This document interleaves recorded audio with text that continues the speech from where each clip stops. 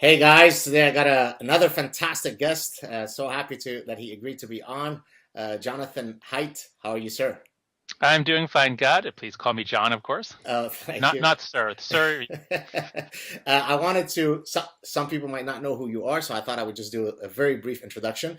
You're the Thomas Cooley Professor of Ethical Leadership at NYU's Stern School of Business. I had a cousin who was in the mid 80s a professor there in economics. Then he went on to be a head honcho at the World Bank. His name was Itzhak Diwan.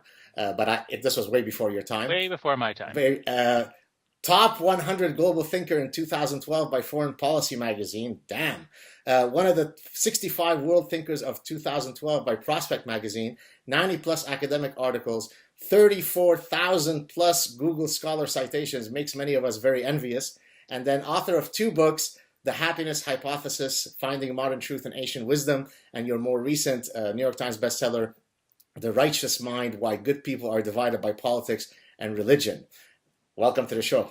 Thank you, God. So I thought we would start. I know that much of your career you've had some sort of permeating theme relating to morality, and so I thought I would start off by first talking about the tension between science and religion. And so some people hmm argue that there's no way to reconcile these things. Other people who are a bit more diplomatic and charitable, like say Stephen Jay Gould, the late paleontologist from Harvard, proposed the NOMA principle, hmm non-overlapping magisteria, where things can exist in separate domains and cohabitate, if you'd like.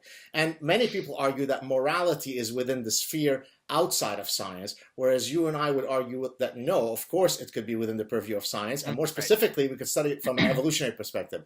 So tell us what your thoughts are on this issue. Yes. When I grew up, I'm Jewish. I had a bar mitzvah. About a year later, I began thinking that there's no God, and what are the implications of this?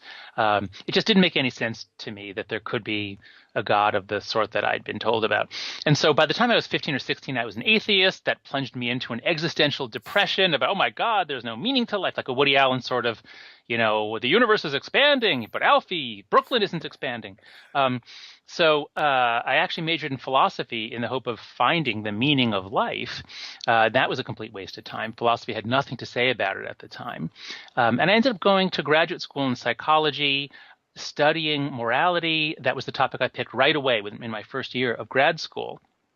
And as I started looking at morality from a cross-cultural perspective, I was reading a lot of ethnographies with an anthropologist, Alan Fisk, and I reread the Bible, the Old Testament. And boy, it's all about, well, don't kill, don't steal, but, don't lie down with a menstruating woman. And, so much about skin and skin lesions and all this stuff about the body. And from a very superficial perspective, it kind of makes sense it looks like disease stuff. The people of Israel shall follow these laws, and some of them have to do with disease. So instantly I started getting interested in the emotion of disgust. And that was really why I got into disgust, is that all these ancient texts and ancient religions, Hinduism, Islam, they all make a big deal about the body. And in Western secular culture, we don't think that stuff is morality. That's just like hygiene. So that was my entree into studying religion. And gradually, as I began to look at it from an evolutionary perspective and also from a cultural perspective, I sort of lost my hostility to religion. I began to just see it as an aspect of our groupishness. So I study religion, morality, politics, and if I had another hand, I'd say maybe even sports. Like you look at all those things as just manifestations of our evolved tribal nature. So I think they're all really interreconcilable. And now, so do you view so that there's a tension amongst evolutionists when it comes to religion as to whether religion is itself an adaptation, and there are some compelling arguments for that perspective, Mhm. while others argue that it's a byproduct, it's an exaptation. Where do you fall in this debate? So I think that the idea that it begins with that exaptation business about we have, an intention, what is it, the Agency? agency, yeah, the hyperactive agency detector, that makes perfect sense to me. So I'm with those people, but evolution is so fast.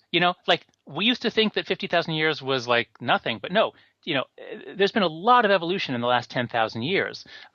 So if you propose that the hyperactive agency detector was already present in our species before the diaspora from Africa, then it would take an act of willful, I don't know what, to say this exaptation is in our minds, and then there's no further evolution. So we have this mistake, this hyperactive agency detector, but there's no further evolution. Well, of course there's further evolution.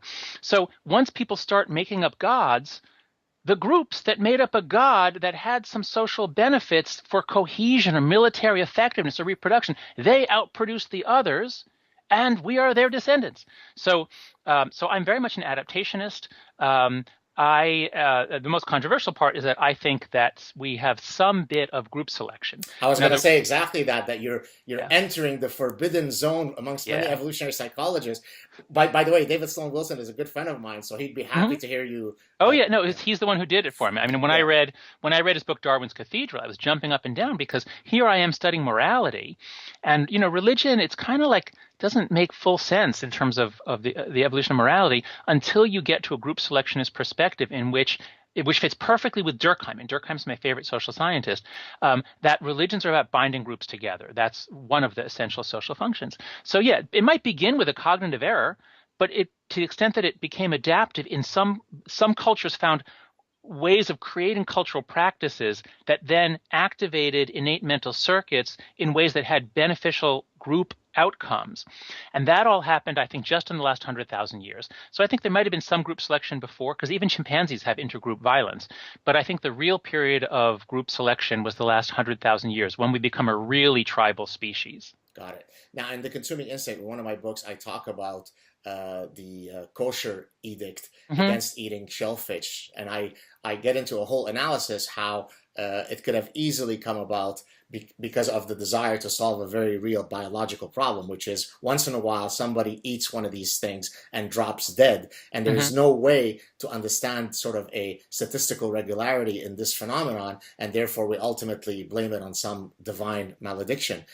Do you buy that a lot of religious edicts are ultimately ways by which people tried their best to make sense of the world around them? Well, yes, although it's not so much an individual, it's the way groups make sense, and groups are doing a lot of things with it.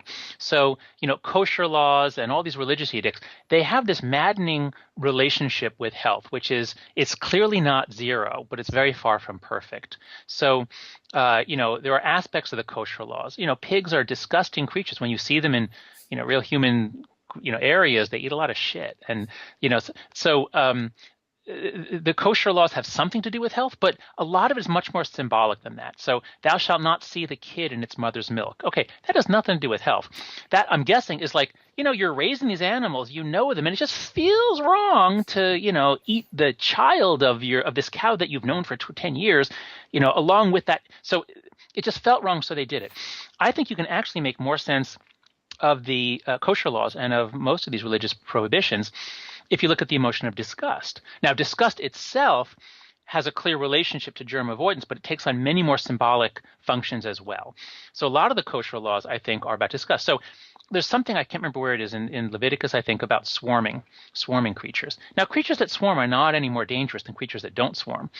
But, if you've ever seen like a bunch of maggots versus one maggot, or a bunch of flies versus one fly, it's just really disgusting. And so I think, our forefathers knew what disgusted them, and they banned it as an abomination to God.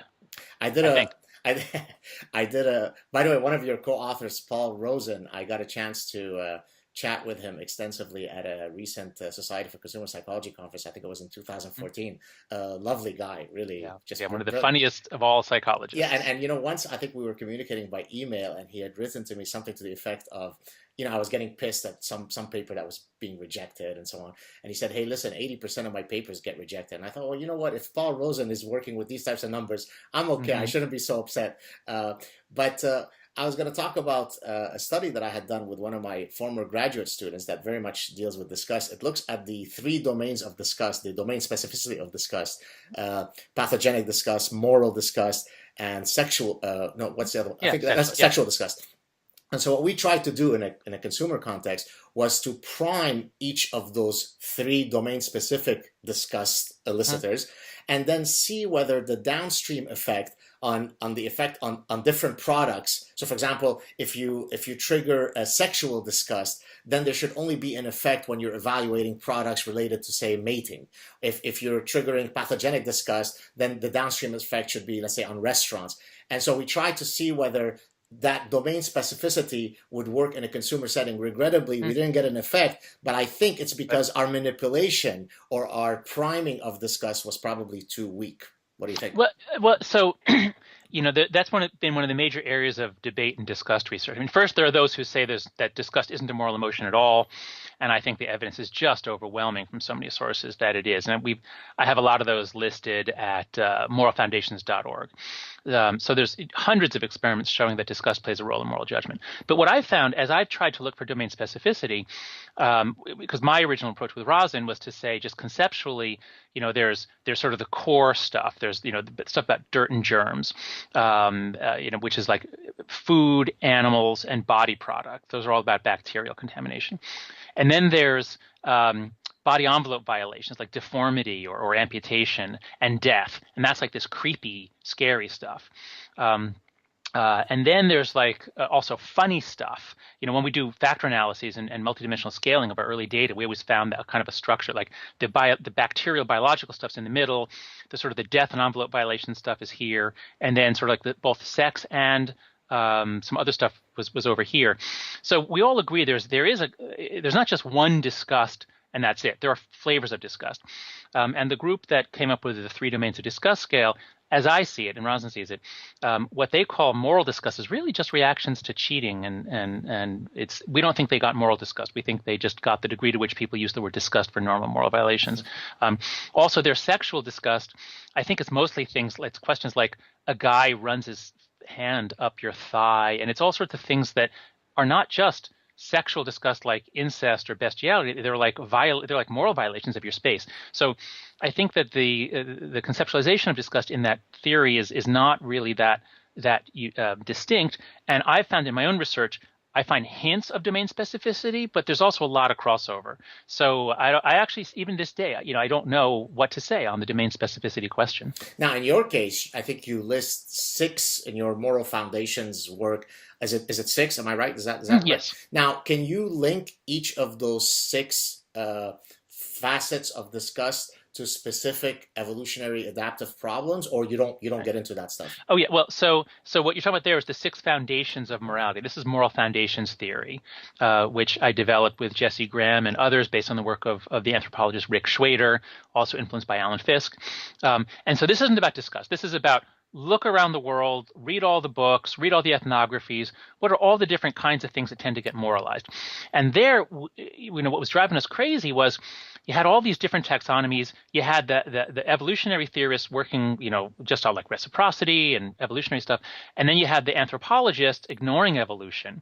And I thought when I was in grad school, my 2 big revelations were, wow, evolution, it's, humans evolved and our brains evolved, and wow, cultures are different, and you have to read the anthropological literature. And nobody had really put them together well. And so I tried to actually begin by breaking it down. What are the survival problems? What are the psychological systems that seem like they're innate? And so, the clearest candidates are, say, Trivers' reciprocal altruism. You cannot find a human society that doesn't care about reciprocity. I mean, boy, is that deep and innate. And I've done research with Judy Deloach and others showing that kids at the age of 3 or 4 already, before they can talk about fairness, they really don't like getting something if the other person got more. So boy, is reciprocity innate, but man, it shows up differently across cultures. And you can do the same analysis for the attachment system, which makes us sensitive to issues of care and harm and abandonment. Group loyalty, Rob Kurzban has research on coalitional psychology. Hierarchy, sanctity, and that's where the purity and disgust comes in, is sanctity. Oh, and the last one is liberty and autonomy. So those are I think, the best candidates for being the 6 foundations of morality. And not all cultures build on all of them. But if you have that sort of guideline, if you have that framework, you can look at a lot of otherwise very odd cultural disagreements, like any culture war issue, gay marriage, bathroom rights, all that stuff. And suddenly they make a lot more sense. So to the extent that there are these innate or universal dimensions of morality, then we can both agree that obviously there is some evolutionary explanation to explain this sort of universal trend. But then you've got the folks on the other end of the spectrum, the cultural and moral relativists, who of course negate all that stuff. And there's a great story which I've said before, and I'll repeat it here in case you may not know it. Sam Harris talks about an instance where he was chatting with a bioethicist who had served on the presidential committee on bioethics. I don't know if it was under Obama or who it was. And that person was very much a moral relativist. And at one point he was challenging her and saying to her, well, what do you think if there were a tribe of people whereby in their religious narrative it said something like every fourth child his eyes must be gouged so that you could see the light, and she wasn't willing to pronounce a position that this was absolutely morally wrong, because it was, well, who are we to judge, and so on. Yeah. What do you think of this kind of I never get involved in those discussions because there's the problem with them is it's just you just shouldn't be looking for universals at the level of specific laws. You should be looking for it at the level of the moral foundation. So it's sort of like, what if I said, there is no food that is universal, other than water. There's no food that's absolute universal.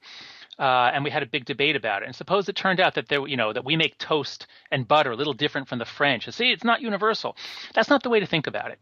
The way to think about it is like the taste buds. The taste buds are absolutely universal. And so there's no human cuisine that's based on tree bark and lemon juice or something. I mean, it has to please the, we like sweet more than we like bitter generally. But cuisines differ. So that's the way to think about it, is the foundations are universal, but then culture is really powerful and it builds on it. But you're bringing up the case of the standard social science model and all the resistance. You and I love evolution, and boy, it gets it from the right with the creationists, and it gets it from the left with the social constructionists. But that's what makes it so much fun what we do, right? Because nobody doesn't care about something that we say. Everybody is pissed off in one way or another. That's right. But the way that I look at it, so since I focus in the righteous mind, I focus on our tribalism. We're tribal species, and this is the secret of our success, and it's the secret of our lasting suffering. I mean, the wars, the terrorism, the racism, all that comes out of our tribalness. And so following Durkheim, I say always start your analysis with, what does a group hold sacred? What is the thing, the sacred core, that if somebody were to question that or challenge that, they would be expelled, they would be beheaded, they would be, we can't have that. And on the academic left, it's racism. Where the academic left, universities, I mean, we pursue truth, but even more than that, we fight racism. That's really what we're here to do. Not in the natural sciences, but in the social sciences and humanities, it's all about racism, and then secondarily sexism and homophobia. And so if the most sacred value is fighting racism, and it just somehow got constructed for you decades ago that if evolution is true, if humans evolved, then there could be race differences. Therefore, evolution is not true. It can't be true, because if it were true, there could be race differences, and since there can't be race differences, et cetera. So it's an act of religious devotion to deny that there could be, I mean, so I always like to, I used to walk my students through various steps. Do you think that animals evolved? Do you think that bat sonar evolved? And then you go through the human body. Do you think that the body evolved? Do you think that the brain? And you sort of walk them up. At what point did evolution just decide to stop working for human beings? Like, when was that? Well, there's actually, I'm writing right now a invited piece for one of the big marketing journals, and I talk about in that paper something. This is not my term. This is a term from someone else. I can't remember who it is. It's called the human reticence effect, which basically exactly speaks to what you just said, which is that people are perfectly happy to accept that evolutionary mechanisms operate on every single other species other than humans. Now, if they agree that evolution works on humans, well, then you explain it for morphological features. We use evolution to explain why we have opposable thumbs, but it stops at the neck, right? Something mysterious happens above the neck that can't be due to evolution. And that's right. Now, is your feeling in the world, in the academic world that you navigate in, that a growing acceptance of evolutionary approaches in the social sciences is finding its way, or do you find that it hasn't changed much?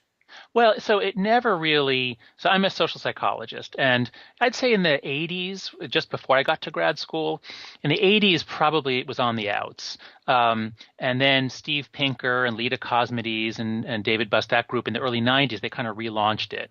So for as long as I've been in the academy, in social psych, it was fine. You had to be a little careful about it, but social psychology is not a crazy field. It's not. It's as we'll get to.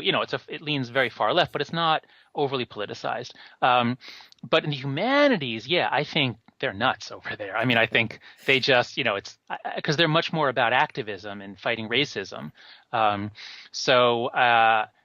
we are seeing here and there, we're seeing humanists who are willing to look at Shakespeare and others in an evolutionary lens. So I think some of the craziness of the 90s is behind us. Yeah, I mean, I would say that I don't know if do you know who JBS Haldane is?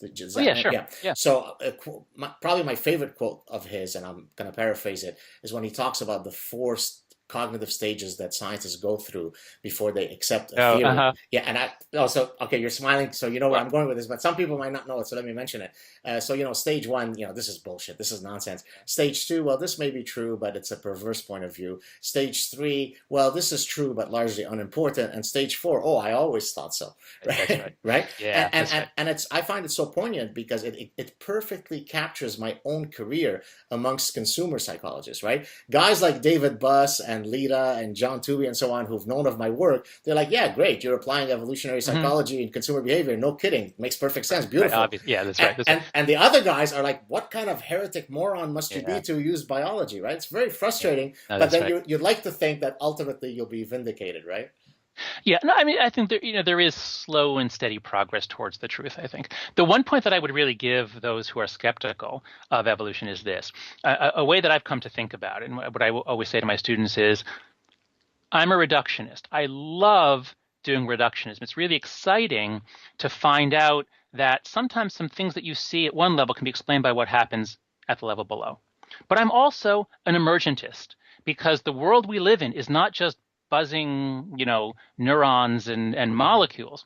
The world we live in is a world of ideology and love and resentments and history, and all of that emerged from the interaction of individuals. And it's those emergent phenomena that the humanities is generally better at, or at least the higher social sciences, anthropology, sociology, qualitative sociology. So once you put it that way, that if you really want to be a social scientist, you have to be a reductionist. You can't have a principled opposition to reductionism, and you have to be an emergentist. You can't have a principled opposition to emergentism. And sometimes, while my heart is clearly more on the side of the evolutionists, sometimes the evolutionists don't do as much on the emergentism as they do on the reductionism. So that I think is an important thing that grows out of the tension, the arguments. Yeah, fair enough. So let's get into the political diversity stuff that you covered in your BBS paper, and then we could segue to the greater issues that happen on campus. Give us a summary of that brilliant paper. Oh, well, thank you. So what happened was in 2010, the president of the Society for Personality and Social Psychology, Todd Heatherton, invited me to be part of a panel that would address the whole gathering of 1,500 social psychologists in San Antonio, Texas, on the future of social psychology. And I thought about it. I said, well, what would I have to say about the future of social psychology? And I said, look, what I really want to talk about is the fact that we've become a tribal moral community, and where everybody's on the left. There's nobody in the field who's not on the left, except for one guy, Clark Macaulay. And so I want to talk about that. And I said that to him, and he said, sure, that would be great. We need to talk about that. So he welcomed me to talk about it. And I gave this big talk, and I went through, 4 steps about how hard I tried to find somebody who wasn't on the left, and I only found one guy. And then I showed how, you can't really have a social science with no diversity. I mean, you can't talk about race and gender and the psychology of conservatives and hierarchy and inequality, and all these politically loaded things if everybody's on the left and everybody's pursuing a progressive agenda. And believe it or not, the response was great. I didn't try to, stick my finger in people's eye. I did it in a respectful way. And the field, my field, again, it's not at all a crazy field. People listen and thought, yeah, that makes sense.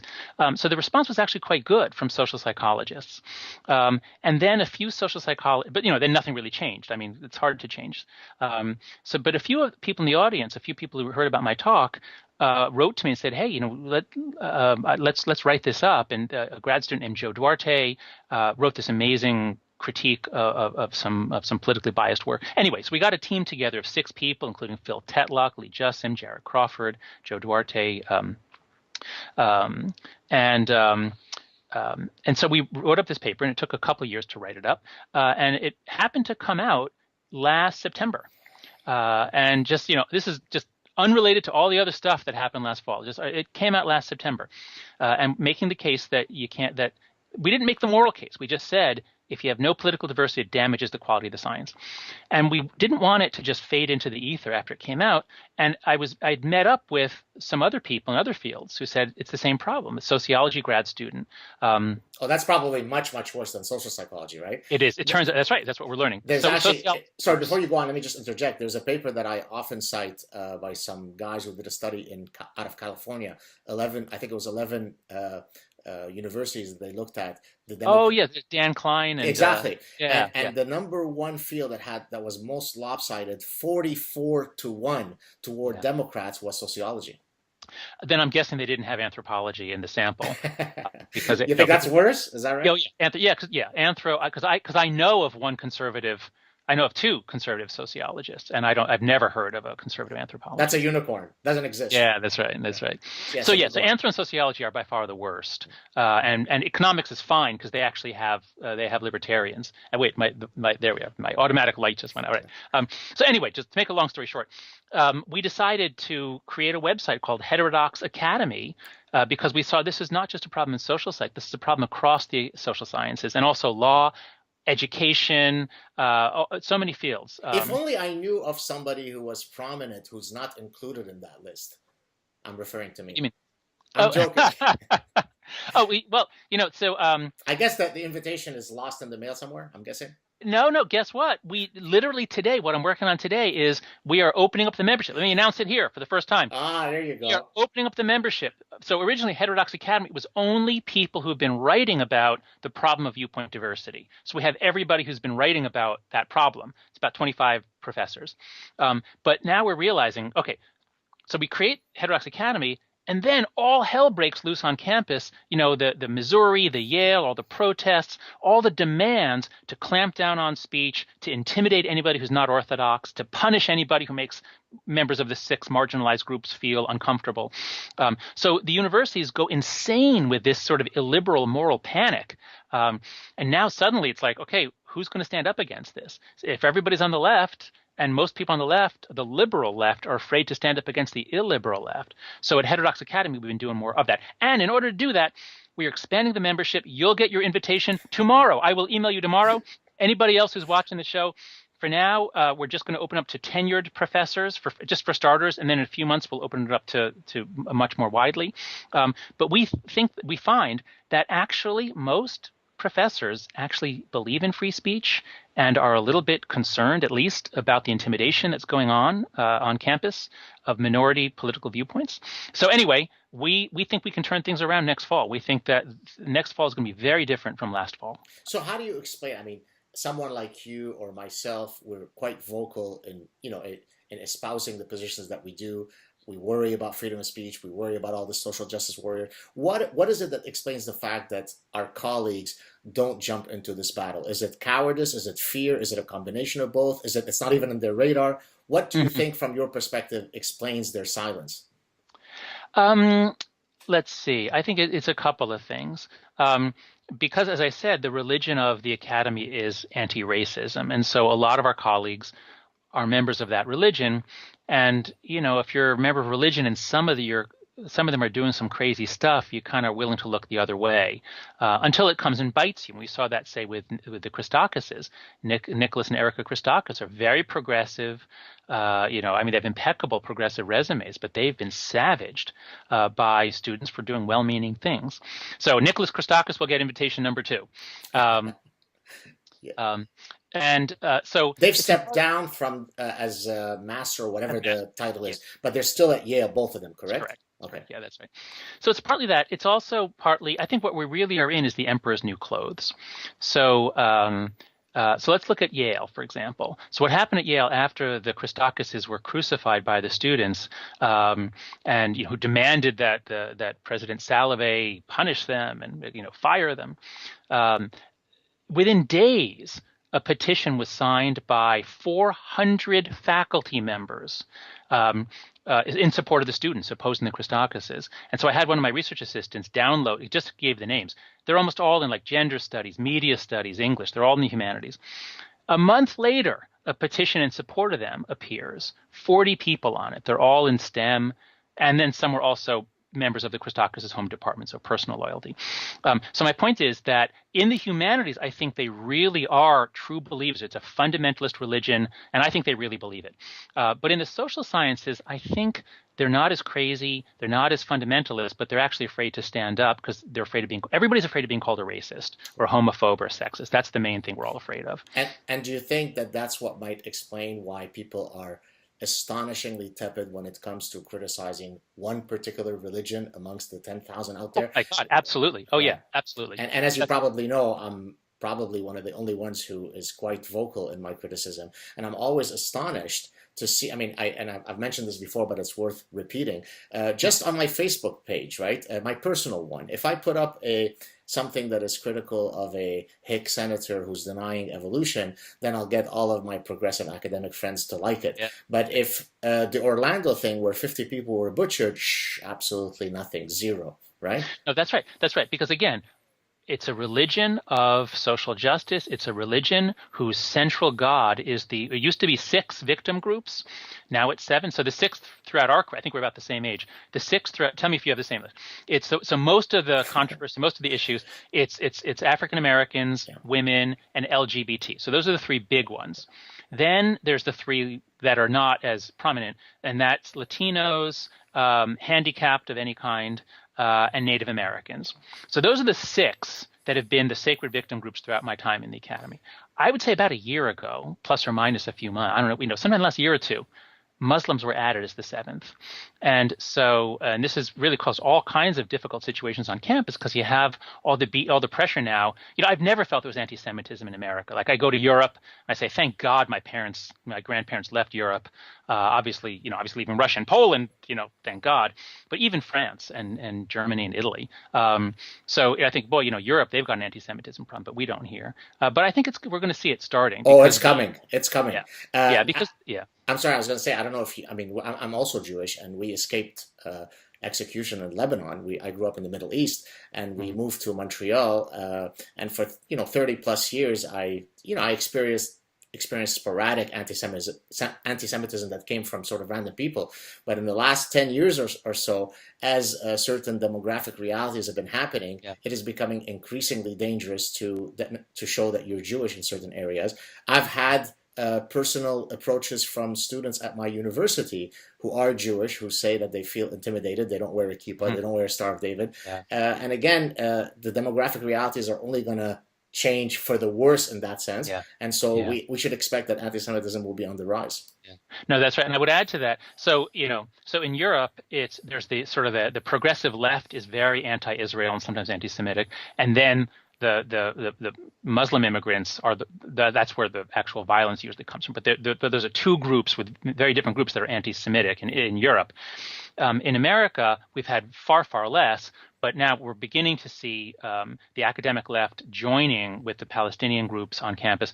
But I don't know if you've seen this, now with the rise of Trump and this alt-right stuff, I don't know enough about it, but the point is I'm beginning to see like the classic, far-right neo-Nazi stuff and a lot of really nasty anti-Semitic stuff on the web as well. So everything about this election year is just freaky. It's like feels kind of like the end of the world with all kinds of portents, but the rise of various kinds of anti-Semitism in America is one of those portents, I think. Well, I recently received a private message on my public Facebook page from a Quebecer, so a French Canadian, who just spewed some of the most astonishing anti-Semitism at me. Mm. And I warned him. I said, look, I'm going to make this public. And he goes, I don't care, advertise it. And so I started Yeah. posting it on my public page. And then Uh-oh. he, and then A lot of he, people liked it. well, a few, but he then came back and said, by you posting it, you're harassing me. So let's try to Oh work. no. Let's think about the psychology here, right? So you tell me Jew, Jew, Jew, die. I tell you I'm going to post it. When I post it, I'm harassing you.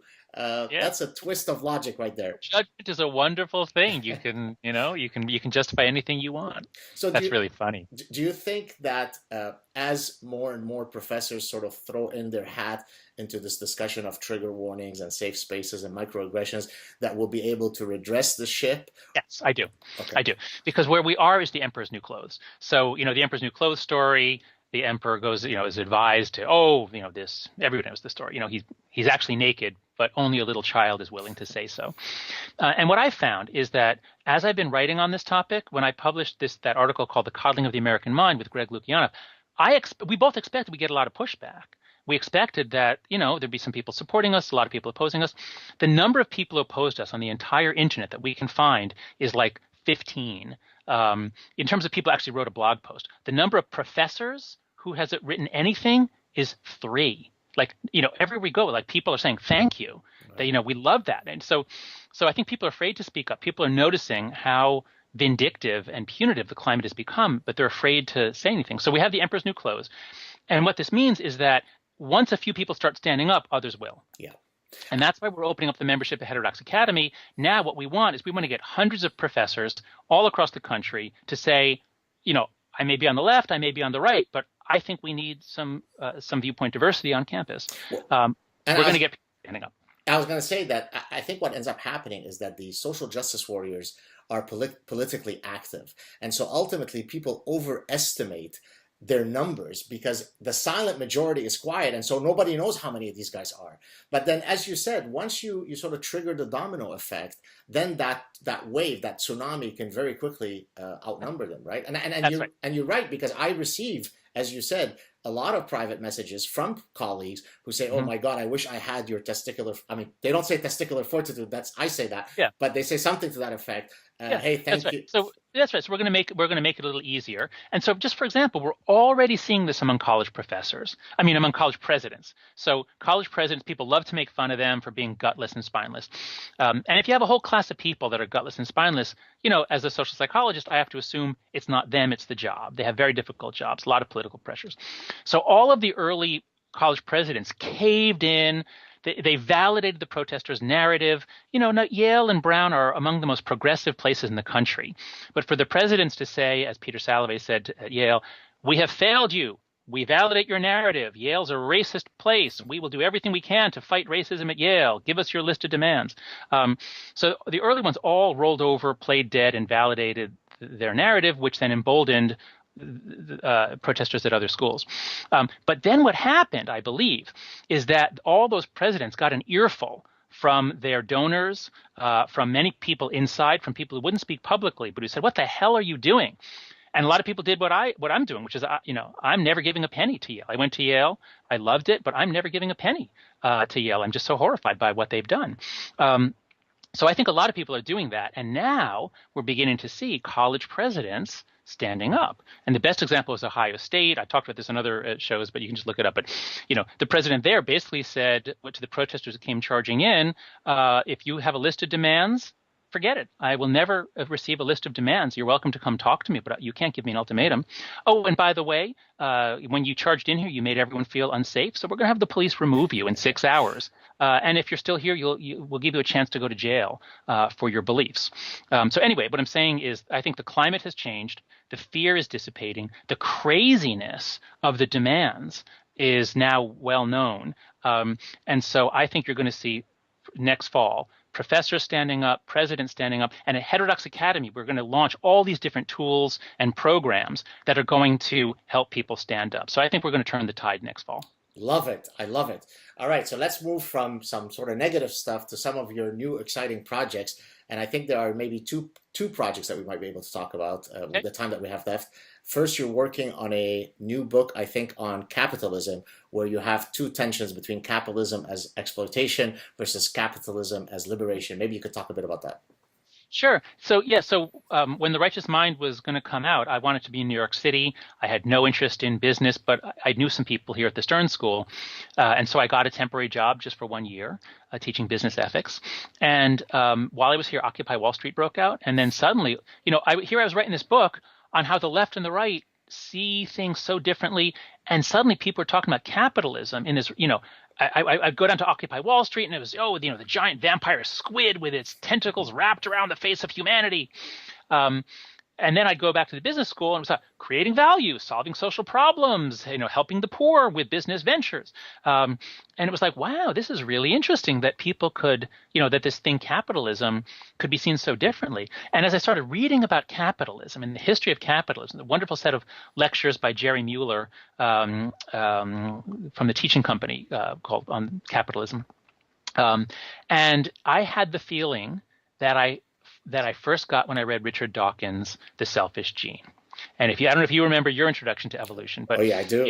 it's like wow, a few simple principles, and that explains all the animals and plants. Can I give you my epiphany? Sure. What was your enlightenment Yeah, moment? I mean, some of my viewers have already heard it, but some haven't, so I'll repeat it. First semester doctoral course in advanced social psychology, and actually Robert Kurtzman was in that class. He reminded me later, and the professor at the time, Dennis Regan. So this was a social psych course, not an evolutionary psych course. This was fall 1990. Halfway through the course, he assigns a book by Martin Daly and Margot Wilson called Homicide, explaining the universality of criminal patterns using an evolutionary lens. I saw that. I said, I now know what I'm going to do with my life. I'm going to apply this framework to consumer behavior. So I had the exact same epiphany. Yeah, that's right. And that's a classic feeling of enlightenment. I mean, you could get it from Freudianism or Marxism or feminism. It's like a theoretical framework that explains everything. And so just when I was reading about capitalism, I was like 47, 48 years old, and I knew nothing about it. And suddenly I kind of understood, how everything gets here and why it is that some countries develop and some don't. And the interesting thing is that it's actually a lot like evolution, because it's basically once you get evolution going, where you can get variation and selection, and better variants outcompete less good variants, you unlock human energy. Anyway, so the point is, I came to see that capitalism is fundamentally a good thing. I never knew that because, if you're a professor in the academy, you never meet anybody who thinks capitalism is good. Except Niall Ferguson, who wrote a book. I don't know if you know his. Yeah. Do you know? Yeah. Yeah. I think he supports it. Yeah. So there are a few conservatives, and obviously they're economists. They're libertarian economists. So it's not as though there's nobody. But I'm saying outside of economics and a couple of rogue, Anyway, so the point is, capitalism is essentially a good thing, but boy, it can run off the rails easily. There's, you get the same problem. I traveled across Asia last year. Migrant workers, construction workers, maids and nannies. I mean, they're all exploited horrifically in the same ways. So anyway, so my point is that the left tells this story about capitalism being predation, and it's true. There's a lot of truth to it. And the right tells this story about capitalism being liberation, and it's true. There's a lot of truth to it. So how do you put it all together? And that's just the kind of story I love. Is like, how do you make? And so it just flows straight out of The Righteous Mind. It's the next book. The tentative title is 3 Stories About Capitalism: The Moral Psychology of Economic Life, and it basically is the continuation of The Righteous Mind. Now, are you going to use any evolutionary principles to try to navigate through those two narratives? Oh, yeah. So the first third of the book is on the big picture, and it's going to begin, after laying out the 2 stories, it's going to begin with a sort of evolutionary consideration of human nature. We're a tribal species, but we're also like really good at exchange. And there's a lot of evidence from the early record that Homo sapiens, as soon as they go into Europe, they're exchanging stuff over long distances, whereas it looks like Neanderthals weren't. So there's something about our ancestors that made us really good at exchange. So if you have a tribal species, but that's also interested in meeting other tribes and exchanging, well, now you've got the basis for trade and exchange, and that sort of gets everything off and running. And then, you get what happened with the agricultural revolution and what happened with the industrial revolution. So I'm going to be starting with the evolutionary view and then getting more micro into history. Why did it take off in England? There are a lot of theories about that. So yes, evolution will be, again, reductionism and emergentism. Those will be hallmarks of the book. Can I propose another angle to your story from an evolutionary Please, perspective? So, please, I will take notes. so I would argue that we are, notwithstanding the fact that in some hunter-gatherer societies, yes, there is egalitarianism and all this kind of stuff, we are a dominance hierarchy-based species. We like to create hierarchies, and to the extent that capitalism facilitates this, sorts people into dominance hierarchies, then that seems to be much more consistent with our human nature than, say, socialism or communism. You probably know this quote. I love it, by E.O. Wilson. He famously said, he studies social ants where you've got one queen and everybody else is equal. He basically said, communism and communism and socialism, great system, wrong species, right? So yeah, that's good. I'll use that. Thank you. So I think that's one way to basically argue for which of these two systems fits better with our human nature. Well, yes, but I think the left tends to dislike capitalism because it is incompatible with equality of outcomes. There's no way you could get that. But I would disagree that it's creating hierarchy. So a hierarchical relationship, as you and I know, we're primates. Primates mark hierarchy in certain ways, showing deference. You get small. There's dominance hierarchies. There's a big difference between dominance and prestige. Fair enough. So a capitalist society means some people get rich, some get poor. But, I live in New York. There are a lot of people who are much richer than me and a lot who are much poorer than me. And so there's a sense in which they have more prestige or less prestige. But there's no sense in which those who earn more than me get to order me around, tell me what I can do, whip me if I'm insubordinate. I mean, that's just unthinkable. So capitalism does not create dominance hierarchies. It creates a prestige ranking.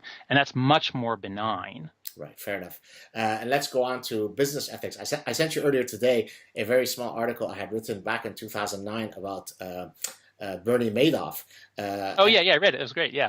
And at the time, I was basically remarking about this idea, and I think based on the little that I read of yours, you seem to support this idea that, all business schools suddenly rush to sort of infuse business ethics into every single one of their courses. I mean, you're doing mathematical modeling, infuse it with some business ethics because we need to teach.